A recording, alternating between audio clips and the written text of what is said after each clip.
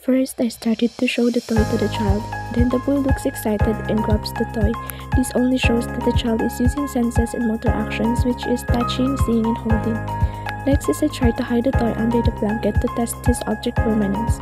While the boy is watching, I placed the toy under a small blanket. Then I asked him, "Where is your toy?" He pointed that it was under the blanket. Then the boy lifts the blanket and finds the toy. When he found it, he smiles and takes it.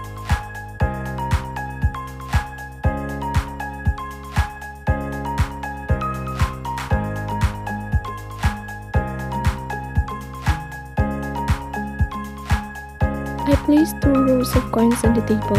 Each row has 5 coins and the coins in both rows are lined up evenly. Then I asked him, "Are these 2 rows the same number?" Then Nathan counts each row and says, "Yes, they are the same." So far, he is correct. So the next step is I started spreading one row. I take one row and spreads the coins further apart, making the row look longer but still with 5 coins. Then I ask him again, "Now, which row has more coins?" Then the child points to the longer row and says, "This one has more coins because it is spread out." 1, 2, 3, 4, 5, 6, 7, 8, 9, 10. Ang tapos tanong ko sa'yo ngayon, magkapareho ba sila ng haba or ng bilang? Magkapareho ba ito at saka ito o hindi? Hindi sila magkapareho? I mean, magkasing haba, magkasing dami lang ba sila? Ilan yung dito, ilan din yung dito, bilang kung magkapareho.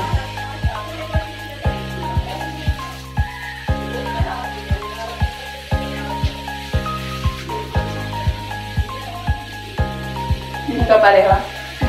Same lang sila. Tapos ngayon,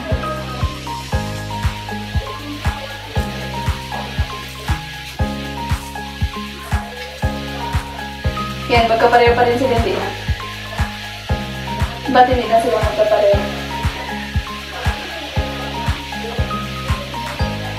Hiwalay-hiwalay. Hiwalay-hiwalay. Kaya hindi na sila magkapareho. I showed to Mary Cruz, an 11-years-old child, the 2 identical short glasses, which is the glass A and glass B that contains both the same amount of water. Then I asked her, "Do the glasses have the same amount of water?" And the child looks and says, "Yes, they are the same."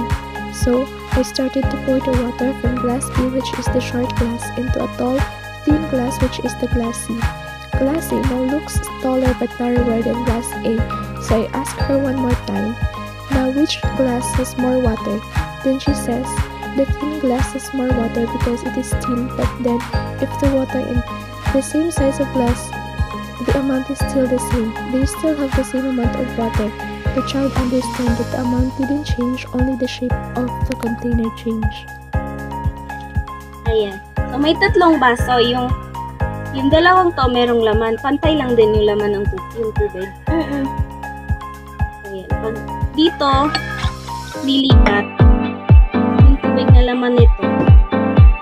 Pantay lang din ba yan sila? Magkasing rami parang ganyan sila ng laman ng tubig. Hindi. Bakit? Kasi, pag dito, pag nilipat mo yung tubig dito, magataas kasi maliit yung ano niya. Tapos pag dito, sakto lang. Tapos pag yung, sila, pag yung nilipat mo doon, magiging sakto sila. Pareho lang din sila ng laman.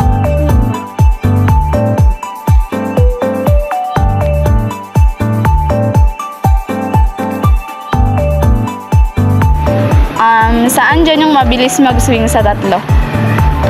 Yan. Yan yung, tanongin mo na kita, bakit siya mabilis mag-swing? Magaan.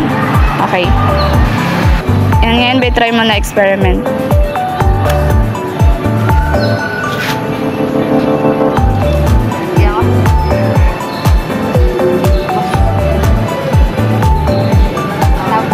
Yung gunting pa, pati yung yan.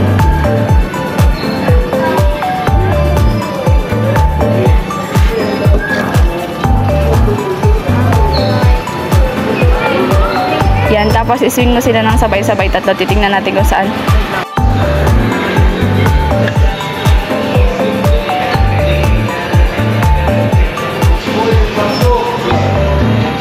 Mabilis mag-swing.